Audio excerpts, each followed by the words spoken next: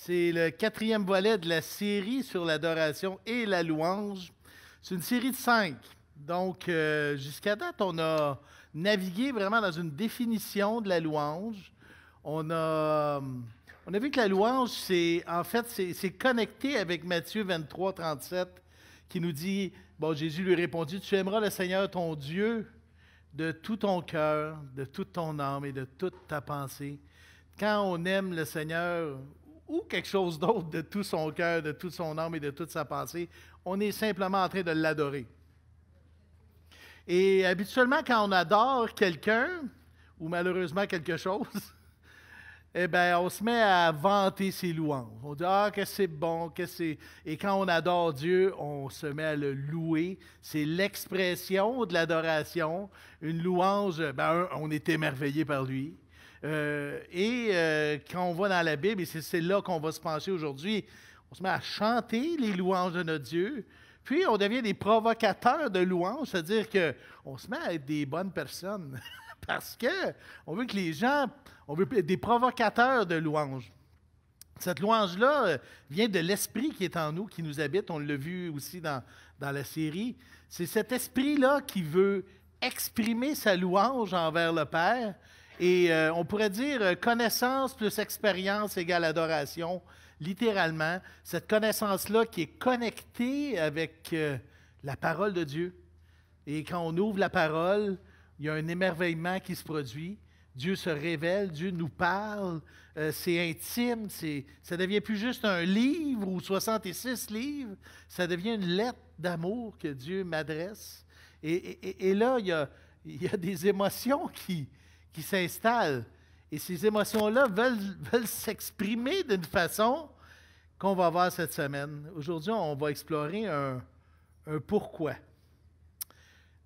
Comment l'adoration se manifeste en louange, puis pourquoi l'adoration s'exprime par des chants et aussi par des manifestations physiques, genre les mains dans les airs, et on va même voir dans le texte d'aujourd'hui, David s'est mis à danser devant l'arche. Donc, si je voulais résumer l'exposé aujourd'hui, je dirais, Dieu nous a créés et régénérés pour que nous l'adorions, cœur, corps et voix. Ben, louons-le. Amen. On va prier. Et Esther va nous lire le passage d'aujourd'hui dans la parole de Dieu. Prions. Oui, Jésus, on veut te remettre complètement notre cœur, nos pensées. On te prie de transformer notre intelligence, de parler à notre tête et à notre cœur pour que ce matin, on puisse bien comprendre le pourquoi de la louange, pourquoi on chante, pourquoi on l'exprime. Seigneur, sois avec moi, avec ton serviteur, pour être clair, limpide, et que, Seigneur, quand on va sortir d'ici tout à l'heure, on ait une vision renouvelée et émerveillée de qui tu es. Et c'est en ton beau nom que nous te prions. Amen.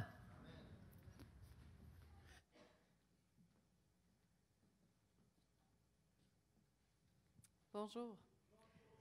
Alors ce matin, on lit dans le livre de 2 Samuel au chapitre 6, les versets 11 à 16, suivis des versets 20 à 23 dans la nouvelle édition de Genève.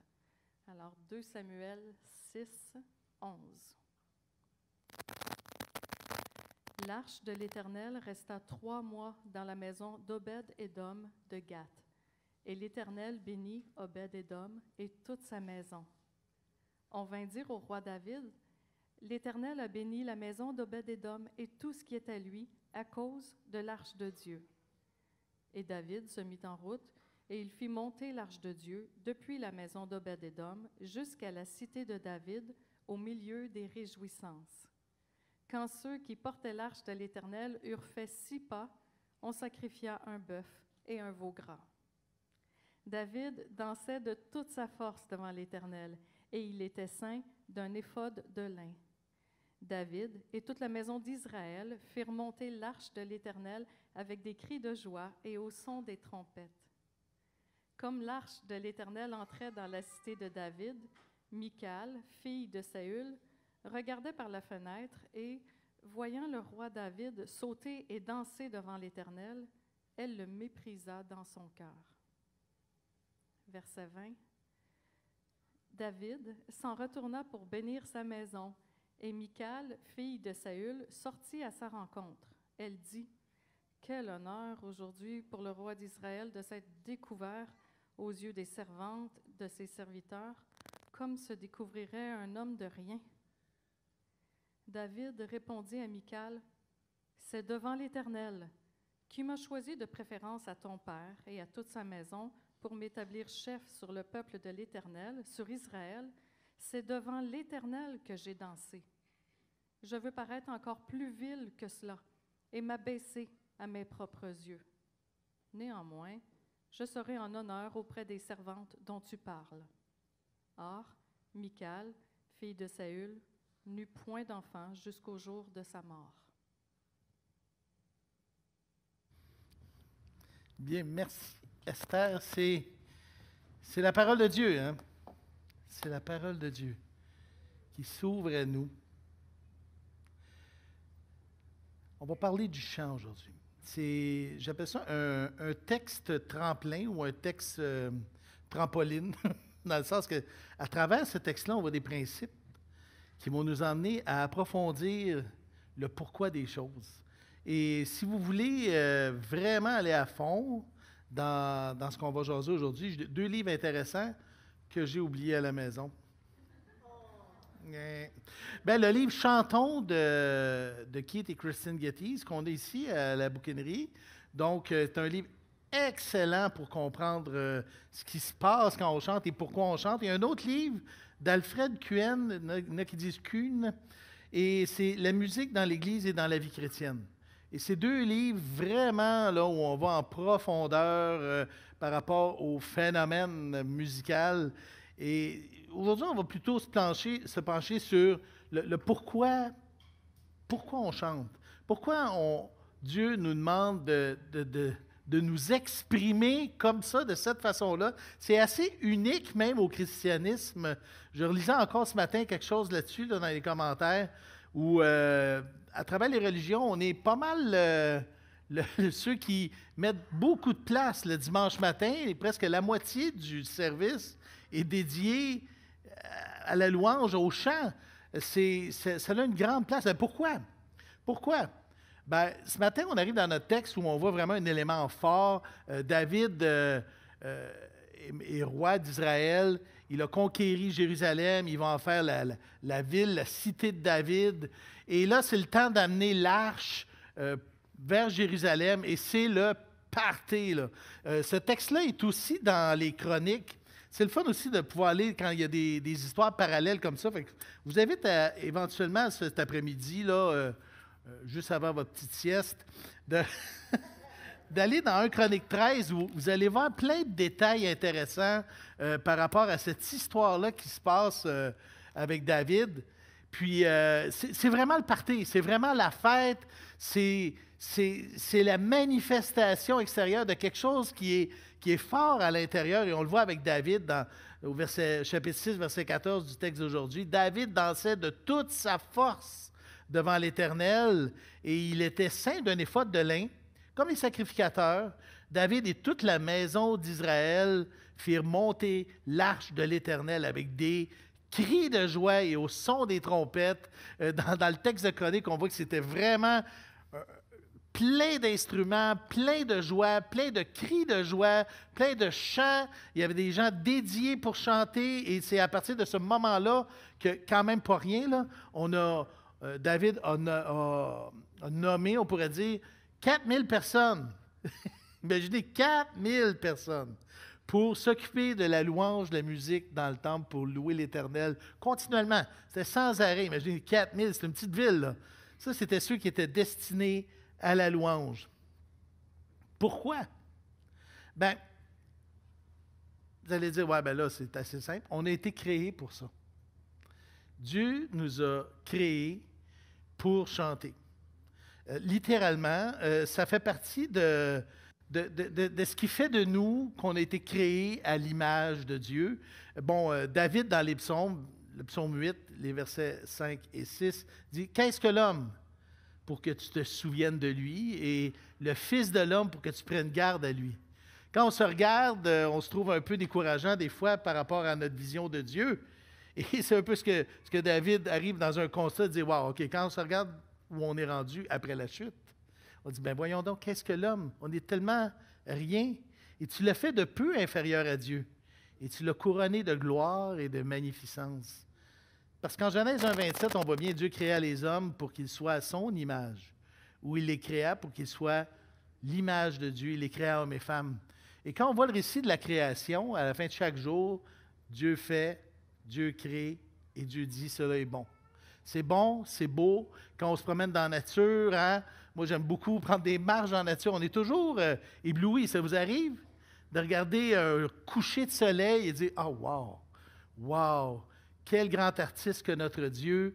On a cette capacité-là qui est un cadeau que Dieu nous a fait, qui est un reflet, qui est, je dirais, un héritage du fait qu'on a été créé à l'image de Dieu, de pouvoir apprécier ce qui est beau, de pouvoir apprécier le bon.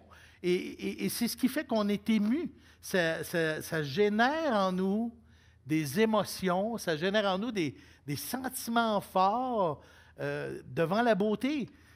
On est les seuls dans l'univers et dans toute la création qui a cette capacité-là. Les oiseaux, ils ne chantent pas, là, ils communiquent en passant. Et quand je mets la Joconde devant mon chien, ben, il va sniffer, voir s'il y a un peu de beurre de peanut dessus, mais il n'y a pas vraiment d'émotion. Mais tu sais, je me mets devant un tableau et même de l'art abstrait. Je dis même de l'art abstrait, pas pour dire que c'est pas bon l'art abstrait. C'est pour dire comment on a cette capacité-là d'émotion. C'est des formes et des couleurs. Et là, ça nous émeut. Parce qu'on a cette capacité-là qui vient directement de Dieu. Et c'est la même chose avec la musique. On ne fait pas juste « Car voici le jour que Dieu a fait, il est pour nous un sujet de joie. » Car voici le jour que tu as fait, il est pour nous un sujet de joie. C'est wow! Là, ça nous amène un monde émotif parce que la musique a cette capacité-là de nous rassembler corps, âme, esprit. C'est comme ça que Dieu le veut. Vous savez, Dieu chante, hein? Sophonie, verset 3, chapitre 3, verset 17. On a déjà chanté ça. « L'Éternel, ton Dieu, au milieu de toi, est puissant. Il sauvera, il se réjouira avec toi à ton sujet. Il se reposera dans son amour. Il s'égaiera avec toi avec chant de triomphe. » On a un Dieu qui chante parce qu'il ne peut pas se contenter seulement de dire les choses. Il veut que ce soit intégré, intégral. C'est l'effet de la musique. Ça remplit l'âme. Vous connaissez Blaise Pascal? Tu sais, il disait, il y a un trou dans le cœur de l'homme qui a la forme de Dieu. Vous avez déjà entendu cette citation-là. Et je pense que l'art et la musique viennent remplir, c'est un peu comme si c'était un aspirateur, ce trou-là, et on cherche Dieu d'une certaine façon. On essaie de le remplir avec toutes sortes d'affaires, mais quand on retrouve la beauté, c'est comme si Dieu nous murmurait à l'oreille quelque chose qui dit « J'existe, j'existe, je suis là ». Et la musique, c'est majeur, c'est universel. Tous les êtres humains sont sensibles à la musique. Et ça, c'est intéressant parce que Dieu ne nous demande pas de faire des peintures le dimanche matin, d'être des peintres ou des sculpteurs, mais Dieu nous demande de chanter. Il nous demande de chanter. C'est le culte raisonnable. Et là, je ne parle pas des effets scientifiques de la musique. Il y a toutes sortes de recherches qui ont été faites. Là, il y avait eu un livre à un moment donné, l'effet Mozart. Bon, ça a été contesté un peu, mais en général, on sait que la musique a un effet permanent et bénéfique sur le corps humain. Nous, quand on était plus jeunes, quand ma fille était dans la bédaine de Julie, on avait pris des écouteurs, tu sais, comme des écouteurs, là, sérieux. On y collait ça sur la bédaine, puis on y faisait jouer du Bill Evans, vous savez, le jazz. Mais à un moment donné, on a changé pour du Holly Cole, qui est un autre jazz, un autre style de jazz. Et là, elle s'est mise à kicker. Je dis, hey, ramène-moi mon Bill Evans. On ne sait pas trop ce que ça voulait, elle ne s'en rappelle plus. Mais une chose qu'on sait, c'est qu'il y avait de l'effet. il y avait de l'effet. Ça nous ramène à l'intégralité parce que quand on chante des chants, là, on vient d'en chanter un, là, car voici le jour. On chante des paroles. Les paroles viennent solliciter notre esprit. Là, hein. C'est intelligent, là. On a dit des choses, mais on ne les a pas juste dit. On les a chantées. Il y avait des harmonies. Les harmonies viennent chatouiller nos émotions. Ils nous ramènent des émotions. Hein. Quand tu es musicien, là, tu sais qu'il y a des modes majeurs, mineurs qui viennent amener des émotions vraiment là, très, très, très variées. Il y a toute une palette d'émotions qu'on peut traduire avec la musique. Puis là, il y a le rythme. Qu'est-ce que ça fait, hein, le rythme? Ça sollicite le corps en entier. Et là, ça groove. Et là, corps, âme, esprit sont sollicités à travers la musique. C'est intégral parce que Dieu veut qu'on l'adore, pas juste avec notre esprit, pas juste avec nos émotions d'une façon émotive, pas juste avec notre corps, mais complètement, intégralement, toute notre personne. Et c'est pour ça que la musique est mentionnée presque 600 fois dans la Bible. Oui, oui, 600 fois.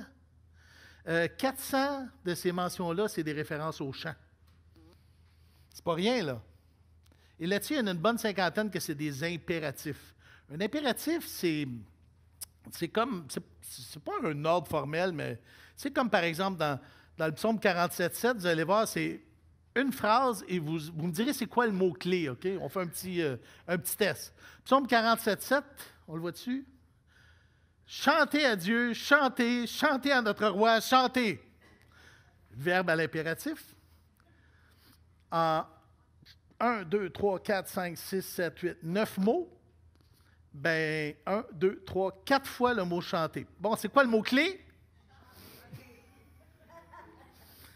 Ésaïe 42, 10. Chantez à l'Éternel un cantique nouveau. Chantez ses louanges aux extrémités de la terre. Vous qui voguez sur la mer et vous qui la peuplez, îles et habitants des îles, chantons, chantons. Fait que la question, parce que plus de 400 fois, là, on ne lira pas les 400 versets qui parlent de chanter, mais la question, c'est pas est-ce que je chante bien ou est-ce que je chante faux?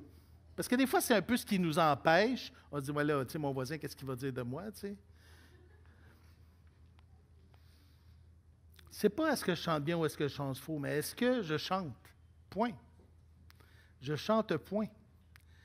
Comme si j'étais une espèce d'explorateur de bonheur, parce que finalement, si Dieu nous demande quelque chose, c'est pas juste pour le plaisir de dire ben là, je veux que ça chante parce que je veux faire, je sais pas moi, une place de chanson. Non, c'est une place de prière. Et si Dieu nous demande de chanter, c'est parce qu'il sait que sa gloire est exposée à ce moment-là et que nous, comme enfants, on va goûter la joie, le plaisir de cette communion-là avec lui. Un chrétien normal chante. C'est tout. Dieu nous a créés pour chanter. C'est le reflet de ce que Dieu est. Et on a été créés à son image. Et même Dieu chante. Et de toute façon, si vous allez dans l'Apocalypse, vous allez voir que ça chante aussi. Ça n'arrête pas. Pourquoi la louange s'exprime par la voix et par le corps, intégralement? Donc, premier point, on a été créé pour chanter. C'est clair? Deuxième point, on a été créé pour s'exprimer. Bon, 2 Samuel 6, notre verset aujourd'hui, 6-14, David dansait de toute sa force devant l'Éternel, et il était ceint d'un éphod de lin. David et toute la maison d'Israël firent monter l'arche de l'Éternel avec des cris de joie au son des trompettes. Quand on est en face de Dieu, quand on est devant l'Éternel, quand on ouvre sa parole, on doit garder notre esprit disposé pour être touché par ces émotions-là qui sont fortes et dire « Wow! OK, on est devant Dieu. C'est l'expression de mes émotions. Quand j'adore Dieu, je suis en train d'exprimer quelque chose que je vis en dedans. Le chant, ça devient l'exposition ou la manifestation extérieure de quelque chose qui se passe à l'intérieur. Dans Colossiens 3,16, qu'on a vu dans une des prédications précédentes, il dit que la parole de Christ demeure en vous. dans toute sa richesse. Et là, instruisez-vous et exhortez-vous les uns les autres en toute sagesse, par des psaumes, par des hymnes, par des cantiques spirituels, chantant à Dieu dans votre cœur, en vertu de la grâce. Ça commence là, là. Ça commence dans mon cœur.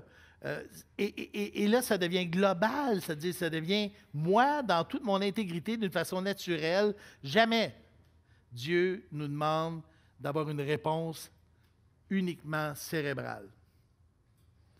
Oui, cela est juste et bon. Jamais. C'est toujours, pour notre être en entier, répondre à Dieu d'une manière naturelle. 1 Thessaloniciens 5, 23, que le Dieu de paix vous sanctifie lui-même tout entier. Sanctifier, c'est le processus qui nous amène de plus en plus à l'image de Christ, qui nous met à part de plus en plus, qui fait qu'on est de plus en plus à l'image de Christ, cette gloire de Dieu qui se reflète, de gloire en gloire. On reflète Christ, bien que le Dieu de paix vous sanctifie lui-même tout entier et que tout votre être, l'esprit, l'âme et le corps, soient conservés irrépréhensibles lors de l'avènement de notre Seigneur Jésus-Christ.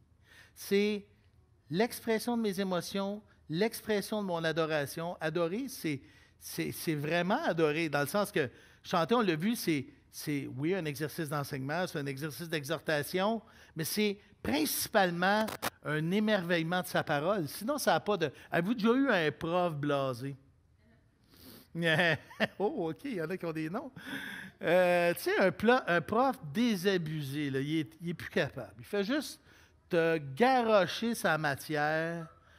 C'est totalement inintéressant. Moi, jeune, j'ai tripé sur la philosophie parce que mes 3 premiers profs de philo, c'était des passionnés. Je n'étais pas d'accord avec tout ce qu'ils disaient, mais ils étaient tellement passionnés, les gars. C'était 3 gars qui étaient fantastiques. Ils m'ont donné le goût de la philosophie parce qu'ils étaient passionnés par leur sujet. C'était pas sorcier, c'était juste comme ça. Fait instruisez-vous et enseignez-vous, édifiez-vous par la parole. Si je ne suis pas passionné par la parole, imaginez le topo que ça fait quand on se met à chanter les uns les autres, mais qu'il n'y a pas de vie, que c'est juste frette, froid, excusez.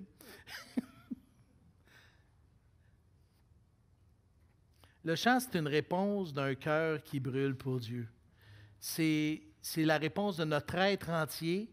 David, lui, avait mis l'éphod de lin, qui était très symbolique. Là. Il se mettait au rang des sacrificateurs en mettant l'éphod de lin. C'était l'habit des sacrificateurs. Et parce qu'il savait que chanter et exprimer l'adoration l'amène à ce sacrifice agréable à Dieu, un peu comme Romains 12 qui dit « Offrez votre corps.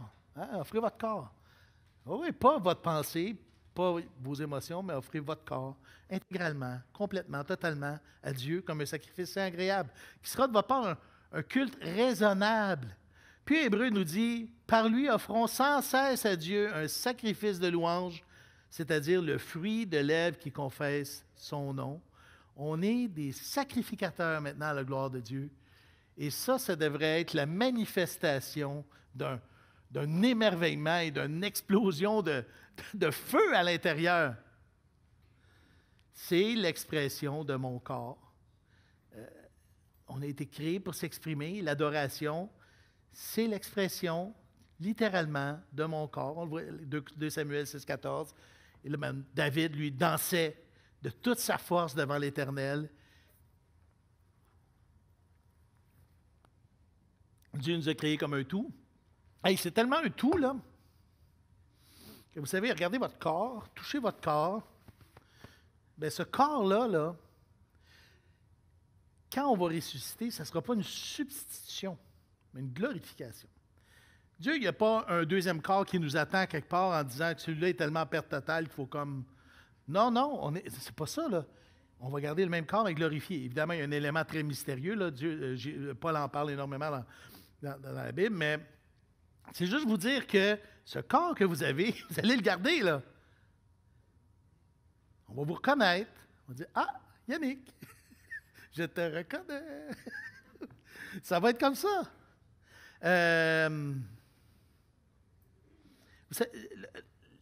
écoute, juste pour en rajouter encore une croûte sur l'idée du volet physique de l'adoration, j'en mets pas mal parce que je sais que, vous savez, nous, les baptistes, on a une espèce de réputation.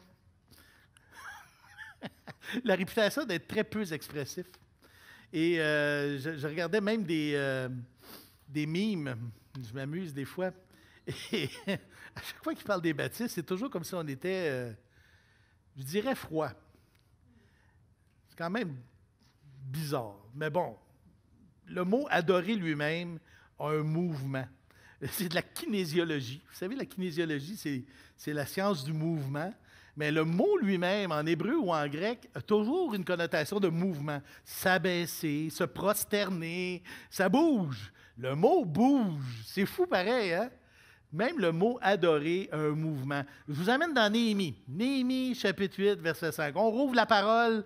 Et là, Néhémie lit la parole de Dieu, découvre la parole et la lit publiquement. Esdras, plutôt, Néhémie. C'est Esdras qui ouvre le livre à la vue de tout le peuple. Il était élevé au-dessus, un peu comme moi aujourd'hui. Il était sur une petite estrade, là. Donc, il était élevé au-dessus de tout le peuple. Et lorsqu'il l'eut ouvert, tout le peuple se tint en place. Le mot, c'est « se leva debout ». Très physique, là. On se lève, tout le monde. Wow! Il se passe de quoi? Esdras bénit l'Éternel, le grand Dieu, et tout le peuple répondit comment? Wow! Ça ne voulait pas dire toucher! Non! Ça voulait dire Amen, Amen! Et ils s'inclinèrent, très physique, et adorèrent l'Éternel, le visage contre terre. N'ayez pas peur, là, vous ne demanderez pas ça le matin. Mais ils s'inclinèrent le visage contre terre. OK, ça, c'est Néhémie, mais on s'en va dans l'Apocalypse, chapitre 19, verset 4. On a les 24 vieillards. Les 4 êtres vivants se prosternèrent et adorèrent Dieu assis sur le trône en disant Amen et Alléluia. Le corps est sollicité dans l'adoration. C'est merveilleux de voir que Dieu ne veut pas simplement qu'on l'adore juste avec notre esprit ou avec nos émotions, mais corps, âme et esprit. Vous connaissez Jean Calvin? Vous connaissez Jean Calvin? Jean Calvin est un des réformateurs. Il y a Luther, Calvin, il a écrit des livres et des livres et des livres sur la réforme, et en fait, des livres de théologie plutôt. Jean Calvin n'était pas réputé pour son côté excentrique et très exubérant. Non, Jean Calvin était un homme pragmatique, rationnel, posé. Et écoutez ce qu'il dit dans son commentaire sur les actes. Je pense que là, on l'a. Le commentaire sur les actes de Jean Calvin. Ça commence par « L'attitude intérieure tient certainement la première place dans la prière. » C'est bon. L'attitude intérieure tient certainement la première place dans la prière. On est d'accord? Mais les signes extérieurs, s'agenouiller, découvrir la tête, parce qu'il était voilé souvent, découvrir la tête, lever les mains, ont un double usage. Le premier usage, c'est qu'on puisse employer tous nos membres à la gloire et au culte de Dieu. Wow! Le deuxième usage, c'est que nous sommes, pour ainsi dire, tirés de notre paresse par cette aide. Ça nous permet d'être là. Hein? Je ne sais pas, il y en a qui ne dorment pas beaucoup là, avant d'arriver le dimanche. Ben, de bouger un peu pendant la louange, ça va te permettre de rester focus. Il y a aussi un troisième usage. Oh! Dans la prière solennelle et publique, parce que ainsi, les fils de Dieu professent leur piété. On est en train d'exprimer, de professer notre piété. Et écoutez ça, c'est intéressant. Ils s'enflamment les uns les autres du respect de Dieu. Un effet d'entraînement. C'est intéressant, hein, qu'il y a quand même un lien un peu avec Colossiens quand il dit « Instruisez-vous et exhortez-vous les uns les autres », mais pas juste de « Dieu est bon, il t'aime, car Dieu a tant aimé le monde qu'il a donné son Fils ». Tu vois le genre? Bon, mais ce n'est pas juste des mots, mais il y a un côté impliqué, intégral, et c'est qui s'enflamment les uns les autres du respect de Dieu, la crainte de Dieu. Mais tout comme l'élévation des mains est un symbole de confiance et de nostalgie, De même, pour montrer notre humilité, nous tombons à genoux. Je trouve ça très beau. Ça m'a touché profondément. J'ai entendu ça en écoutant un podcast de Bob Kauflin qui parlait de l'expression physique. Vous pouvez aller sur YouTube et faire cette recherche-là. L'expression physique dans le culte, et j'étais surpris, premièrement, que c'était Jean Calvin, parce qu'il n'y a pas la réputation d'un hand-riser, comme ils disent les anglophones. Mais oui, et ici, on voit dans notre texte que David dansait. Il dansait. Est-ce qu'on devrait danser? Ben, vous attendez ma réponse? Il y a un contexte, là. Il y a un volet culturel, oui, et il y a un contexte aussi. Premièrement, il était dans une procession. Et j'ai fait ma petite recherche dans la Bible. Et quand la Bible parle de danse, c'est dans le sens d'une procession, les cantiques des degrés, on allait vers Jérusalem, et là, on amène l'arche à Jérusalem. Et là, il y a une rue là, devant toi. Tu as comme le boulevard Roland-Terrien, tu en as large, fait que tu es sûr que ça ne virera pas comme un show de heavy metal où tout le monde se pitche un sur l'autre. Là. Mais il y a un contexte. Mais il y a aussi un volet culturel. Un volet culturel, on le voit, les Grecs, hein, comme on pense à un mariage juif, ça se met à danser, puis tout ça. Il y a un volet culturel aussi. Mon ami Serge Aimé est allé au Togo à un moment donné, puis il avait filmé l'offrande. Écoute, c'était capoté. Il y en a qui amenaient même des poules. C'est fou, il met ça dans le sac. Mais là, les gens faisaient le tour de la salle en dansant, puis là, tu avais l'orchestre qui jouait, puis là, écoute, ça swingait. À un moment donné, à Mascouche, on avait invité un directeur de louange et il a essayé de répéter l'expérience. Ça n'a pas passé. Ça a fini au conseil. On s'est dit, mais qu'est-ce que c'était ça? Il y a un aspect culturel, OK? Vous êtes d'accord? Il y a un aspect culturel. Il y a un équilibre entre la pratique puis cette zone de liberté-là, de respect. Parce qu'au bout du compte, là, dans tout ça, là, le but, c'est l'édification. C'est l'édification. Romains 15, 2, que chacun de nous complaise au prochain pour ce qui est bien en vue de l'édification. Notre louange est centrée sur la gloire de Dieu, pas sur nos pratiques. C'est important là, de comprendre ce principe-là. Mais Dieu veut qu'on l'adore d'une façon intégrale, avec notre bouche, avec notre voix et même avec notre corps. Qu'est-ce que je fais avec mes mains?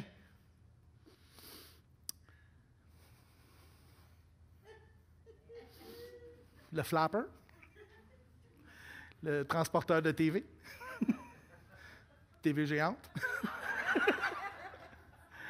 Le pointeur? La hache? Pose une question. Au niveau expert, là... toucher, toucher. Ou il y en a que c'est comme on vise des lumières. Tu sais, il y a toutes sortes de façons de voir la louange d'expression physique avec les mains, mais bon, ça, c'est de la caricature. Là. Habituellement, j'ai pris ça d'une espèce de mime là, que j'ai vu. Vous le mettrez sur la page louange de l'espoir. Et là, le niveau expert, où les mains sont vraiment élevées, on marquait les baptistes sont priés de s'abstenir. Je dis, encore les baptistes! Mais qu'est-ce qu'ils ont contre nous autres? C'est une caricature, mais quand même. Une vingtaine de fois dans la Bible, on nous encourage à élever nos mains. 1 Timothée 2,8.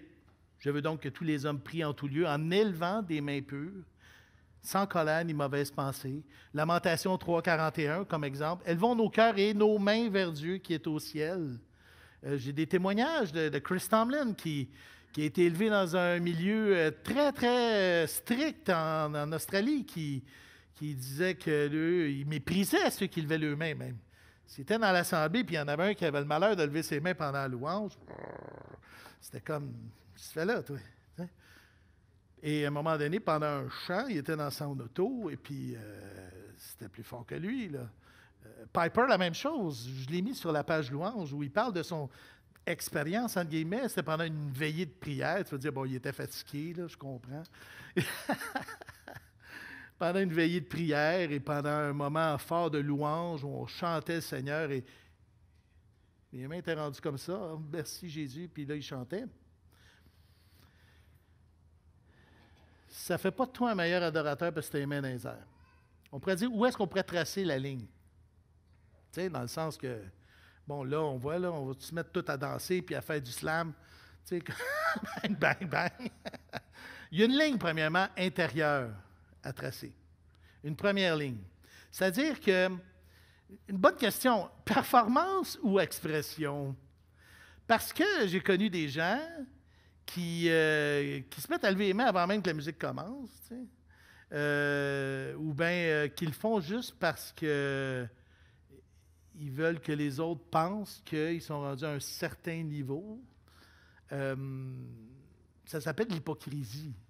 C'est-à-dire que tu mets un masque pour être quelqu'un d'autre que ce que tu es vraiment. Je dirais un bon argument, c'est de savoir, toi, à la maison, comment tu loues ou t'adores. Quand tu es tout seul chez vous, là, puis qu'il n'y a personne qui te regarde, puis que tu es juste entre toi et Dieu, comment ça se passe? Il y a une ligne là, à tracer. L'important, c'est l'authenticité et surtout de ne pas juger. C'est-à-dire que celui qui lève les mains ne méprise pas celui qui ne élève pas, puis que celui qui n'élève pas ne méprise pas celui qui élève. Tu comprends l'idée? Pour ne pas finir comme Michal, finalement. Non, mais c'est ça qui s'est passé. 2 Samuel 6,16. Comme l'arche de l'Éternel entrait dans la cité de David, Michal, la fille de Saül, regardait par la fenêtre. Et voyant le roi David sauter et danser devant l'Éternel, elle le méprisa dans son cœur. Le péché de Michal, c'est pas qu'elle ne dansait pas ou qu'elle n'élevait pas ses mains. Là. C'est qu'elle s'est mise à mépriser quelqu'un qui adorait Dieu de tout son cœur. Avec une ligne intérieure à fixer, tu sais, dans le sens que, est-ce que je suis en train d'essayer de faire la performance ou c'est vraiment l'expression de mon émerveillement devant ce que Dieu est en train de me dire ou ce que je suis en train de vivre avec Dieu? Ça, c'est une première ligne. La deuxième ligne, j'appelle ça la ligne collective, c'est-à-dire que, premièrement, c'est l'édification qui compte. Tout ce qui se passe ici, là, c'est pour l'édification. Même Paul dit aux Corinthiens, vous devriez être meilleurs en sortant d'ici qu'en rentrant ici. Fait qu'il devrait se passer comme quelque chose pendant cette heure et demie-là qu'on va vivre, qui fait que quand on va passer à la porte, tantôt, il devrait y avoir un petit quelque chose de plus proche de Jésus. Ça peut être un atome, un océan, ça dépend de ce que Dieu va te montrer là, présentement. Mais l'idée, c'est l'édification, c'est qu'on se construit les uns les autres. Donc, est-ce que mon expression de louange va détourner les autres de l'adoration? C'est une bonne question. De l'autre côté, est-ce que l'expression des autres vient chatouiller mon intolérance? Donc, il y a une ligne collective, mais aussi une ligne d'ordre et de bienséance. 1 Corinthiens 14, 33 dit « Car Dieu n'est pas un Dieu de désordre, mais de paix, comme dans toutes les églises des saints. » Et nous en sommes une. On est une église des saints, oui, oui, c'est nous. Et Dieu n'est pas un Dieu de désordre, mais de paix. Et dans le dernier volet de la série Adoration et louange, on va regarder, nous, ici, là, à l'Espoir, comment on vit ça. On va parler d'un gros mot qui s'appelle liturgie. Comment nous, on vit la liturgie, mais ça va être pour la prochaine fois. L'important, c'est de s'engager corps, âme et esprit dans tout ce qu'on adore et surtout de comprendre ma réponse à sa parole. C'est d'être là, totalement là et complètement là. Qu'est-ce qui est en train de se passer présentement? Dieu est en train de te parler là présentement. Je suis convaincu. Qu'est-ce qu'il est en train de dire? Qu'est-ce qu'il est en train de susciter? Ça devrait provoquer quelque chose à l'intérieur. Et les expressions physiques, c'est pas secondaire, mais c'est pas juste ça. L'important, c'est vraiment ton authenticité avec Dieu. Vous savez, le Longueuil d'il y a 30 ans, c'est pas le Longueuil d'aujourd'hui. Quand je parle du Longueuil, je parle de l'Église. J'étais là il y a 30 ans et on ne levait pas les mains. C'était juste comme ça. Je ne dirais pas malheur à celui qui aurait levé la main. Là. Il aurait dit « T'as une question? » Ça aurait été quelque chose du genre. Mais ça a évolué, ça a changé. Comme je disais, on a une batterie maintenant. Wow! Mais il y a eu une époque où on pensait que c'était l'instrument de Satan, cette affaire-là. Là. Fait que, tu sais, il y a des choses qui évoluent, il y a des cultures qui changent, mais une chose qui demeure toujours stable et qui ne bouge pas, c'est la parole de Dieu et c'est ma réponse à sa parole. Pourquoi la louange s'exprime par le chant, corporellement et intégralement? C'est parce que c'est ce que Dieu veut. Dieu veut qu'on soit corps, âme et esprit complètement captivés par lui. C'est sa volonté. Et là, ben, sens-toi libre de le faire d'une façon naturelle, en autant que ça respecte les autres autour de toi. Là. Tantôt, on va chanter, là, si tu as le goût de commencer à spinner partout, puis que ça se met à accrocher tout le monde, peut-être qu'il y a un principe, là, le principe d'amour qui n'est pas là. Mais empêche-toi pas d'élever tes mains. Pour en rajouter une croûte, je vais prendre ce que David lui-même dit quand il se met à argumenter avec Michal. On est devant Dieu. Nous sommes devant Dieu. On a été créés pour chanter, créés pour s'exprimer. Et cette exaltation-là qui est de chanter les louanges de Dieu, ben, c'est une prise de conscience qu'on est devant quelque chose de beaucoup plus grand que nous, quelqu'un de beaucoup plus grand que nous. On est devant l'Éternel. Vous rappelez-vous le 18? Qu'est-ce qui se passait le 18 passé, 18 décembre? C'était notre dîner de Noël. Et vous rappelez-vous, à peu près là, il y en avait une gang qui gueulait. Là. Ah! C'était quoi le 18? La Coupe du Monde! Et puis là, tu sais, il y en a qui acclamaient un autre Messie. Tu sais. Yep! C'est ce que je...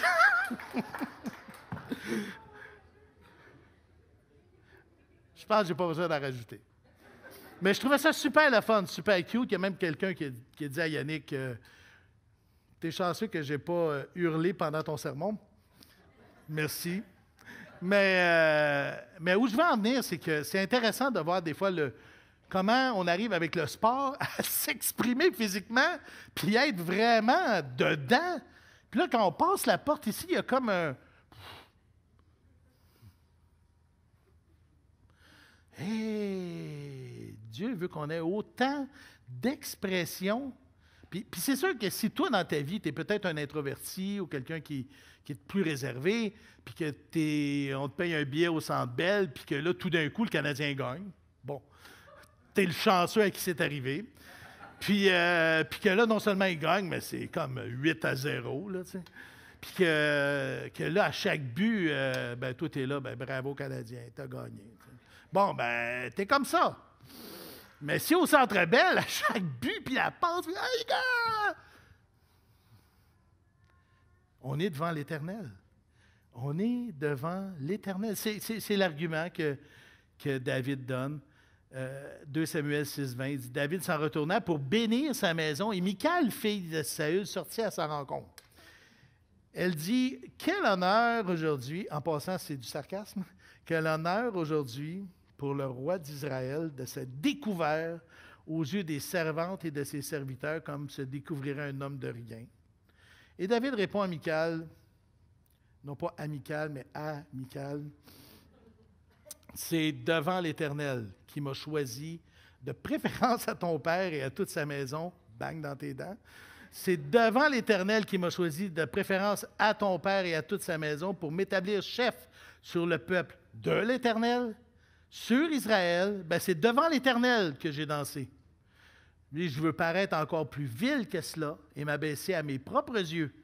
Néanmoins, je serai en honneur auprès des servantes dont tu parles. Et Michal, fille de Saül, n'eut point d'enfant jusqu'au jour de sa mort. Il a exprimé son adoration et sa louange devant l'Éternel. C'était la principale motivation qui le poussait à être aussi expressif. Quand on demande à David, qu'est-ce qui te met dans la joie?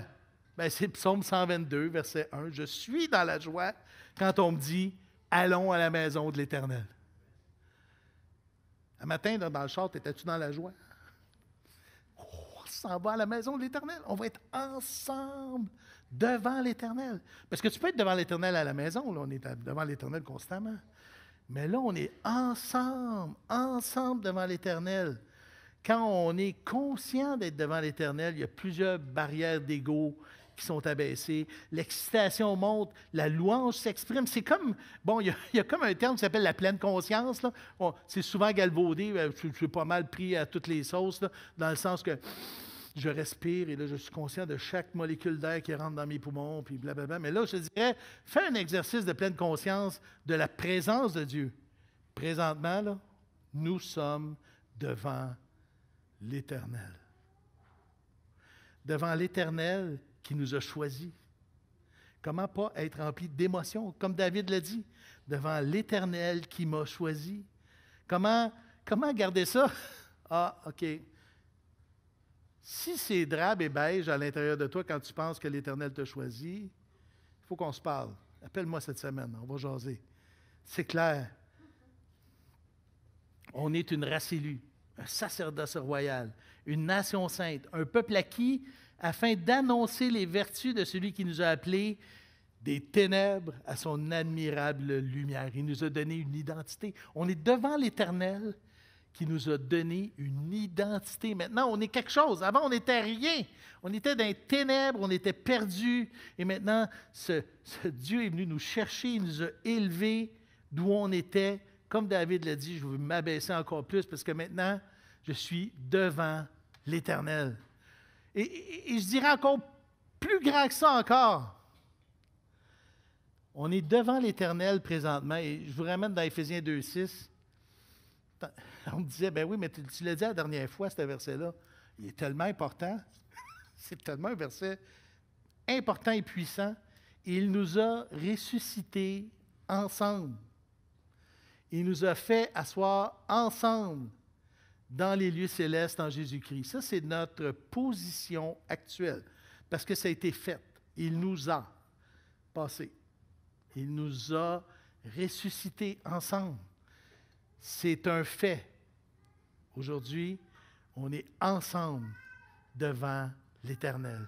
Et on peut vivre ce qui se passe. Apocalypse 7, versets 9 à 12. Et on termine avec ça. Après ça, je regardais et voici, il y avait... Et c'est tellement majestueux, ce texte-là. Parce qu'il y a tout là-dedans. Là. Tout ce qu'on a vu aujourd'hui, là, la louange physique et tout, là. Après ça, je regardais et voici, il y avait une grande foule que personne ne pouvait compter, de toute nation, de toute tribu, de tout peuple et de toute langue. Ils se tenaient devant le trône et devant l'agneau, revêtus de robes blanches et des pannes dans leurs mains. C'est nous. C'est nous aujourd'hui. Et il criait d'une voix forte en disant, « Le salut est à notre Dieu qui est assis sur le trône et à l'agneau. » Et tous les anges se tenaient autour du trône et des vieillards et des quatre êtres vivants. Ils se prosternèrent sur leur face devant le trône et ils adorèrent Dieu d'une façon très physique en disant, « Amen. La louange, la gloire, la sagesse, l'action de grâce, l'honneur, la puissance et la force soient à notre Dieu au siècle des siècles. »